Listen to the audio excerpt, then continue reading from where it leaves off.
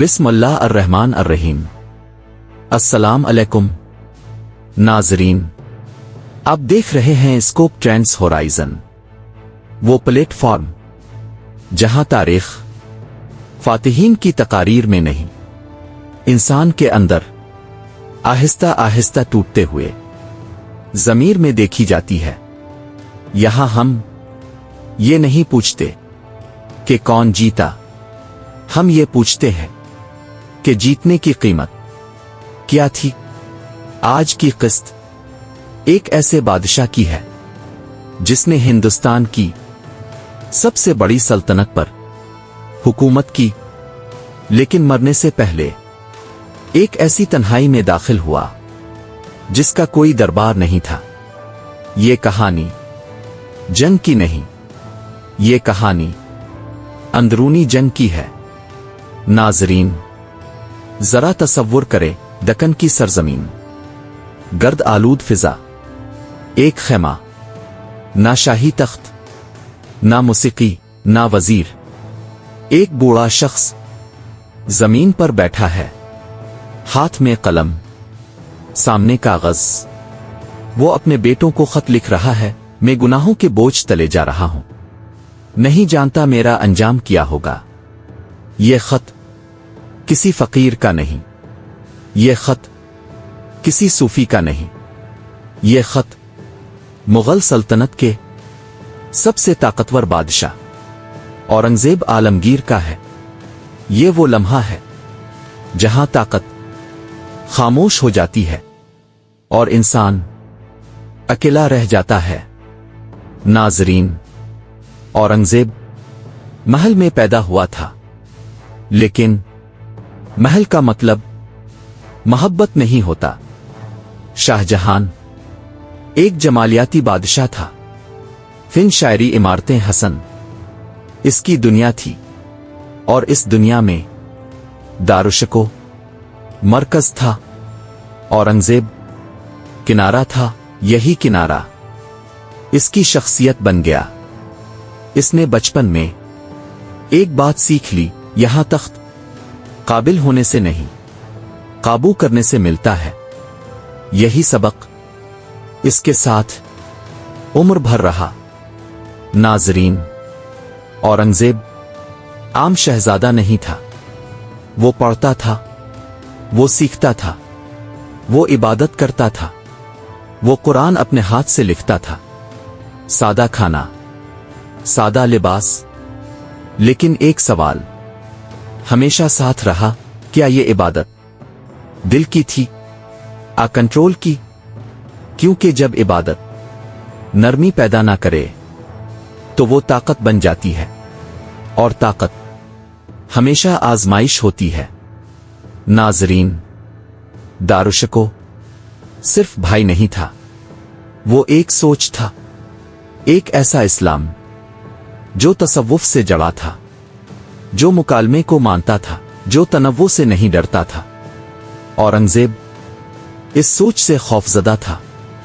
इसने ये जंग दिल से नहीं, मंतिक से लड़ी, और जब दारुशको मारा गया तो सिर्फ एक शख्स नहीं मरा, मुगल तहजीब का एक मुमकिना रास्ता दफन हो गया।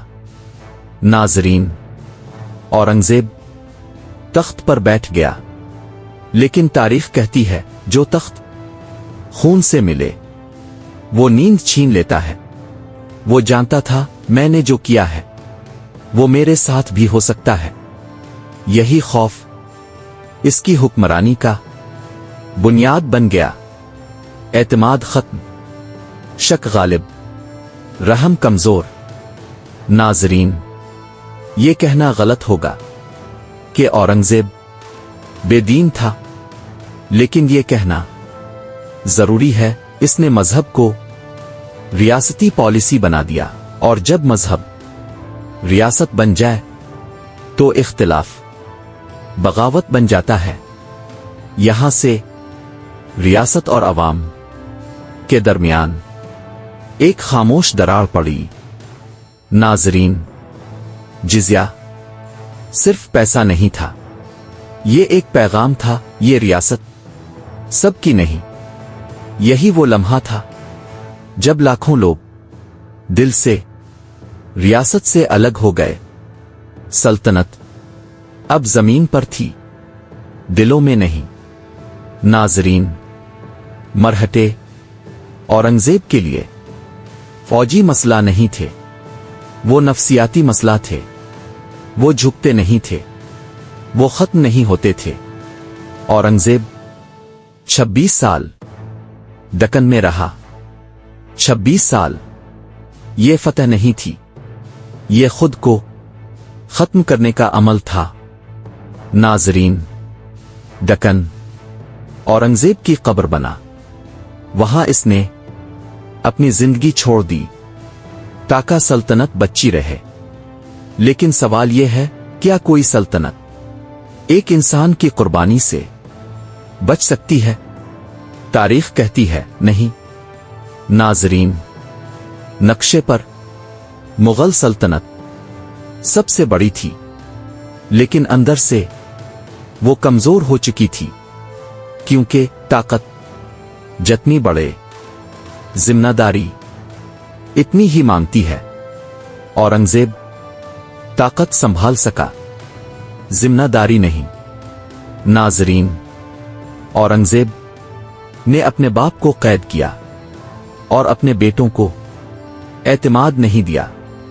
اس نے وہی نظام چھوڑا جو اسے ملا تھا، خوف، قتل، بدگمانی، اور تاریخ نے کہا جو زنجیر تم نے پہنی وہی تم نے آگے دے دی۔ ناظرین، زندگی کے آخری دنوں میں اورنگزیب نے لکھا، میں اجنبی کی طرح آیا اور اجنبی کی طرح جا رہا ہوں۔ یہ جملہ ایک شکست ہے، ایک بادشاہ کی نہیں، ایک انسان کی۔ ناظرین، اورنگزیب کے بعد مغل سلطنت کھڑی تھی، لیکن خالی تھی۔ 50 سال میں سب کچھ بکھر گیا، کیونکہ بنیاد محبت پر نہیں، خوف پر تھی۔ ناظرین، اورنگزیب ظالم تھا، عادل؟ یہ سوال ادھورا ہے۔ اصل سوال یہ ہے، کیا نیک نیت غلط راستے کو درست بنا سکتی ہے؟ تاریخ کہتی ہے نہیں۔ ناظرین، یہ تھی اورنگزیب عالمگیر کی کہانی۔ یہ فتح کی نہیں، یہ قیمت کی کہانی تھی۔ اور جاتے جاتے بس ایک بات یاد رکھیں، جو حکمران صرف خدا سے ڈرے اور انسان سے نہ ڈرے، وہ آخرکار اکیلا رہ جاتا ہے۔ آپ دیکھ رہے تھے اسکوپ ٹرینڈز ہورائزن، جہاں تاریخ ماضی نہیں، انسانی غرور کی پوسٹ مارٹم رپورٹ بنتی ہے۔ اگر آپ کو یہ ویڈیو پسند آئے تو پلیز لائک، شیئر اور چینل کو سبسکرائب کریں۔ اللہ حافظ۔